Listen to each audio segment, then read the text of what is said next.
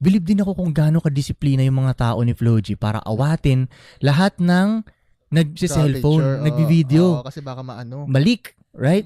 Nagulat ako. Hirap din Tol, sa dami ng tao yung na-control nila. Kada may lumalabas na cellphone, yung mga tao ni Flo G, huwag kang mag-video, Sumusunod din lahat ng tao. Parang, Tems, sa dami ng taong to Ganun. Okay, so tinanong ko sa kanila parang, ba't ganun? Sasabi nila, baka na nga daw malik, di ba? So ngayon, kinabukasan nun sa Sorrento na mag-shoot, sa hood naman namin. Wala naman akong ganung rules. So lahat ng tao doon nakalabas yung mga video ganyan. Kasi sila, nagtataka sila, ba't di namin inaawat? Para sa akin naman, tapos may lumapit sa akin isa, parang, hindi pa natin naawatin yung mga nagbi-video, baka malik yung ano. Sabi ko, ano naman, hayaan mo na. Kung malik, di malik. Parang ganun. Pinapatugtog yung sounds doon sa background, di ba? Yeah, pinapatugtog yung sounds. Parang di malik. Parang ganun sa akin ba? Wala yan.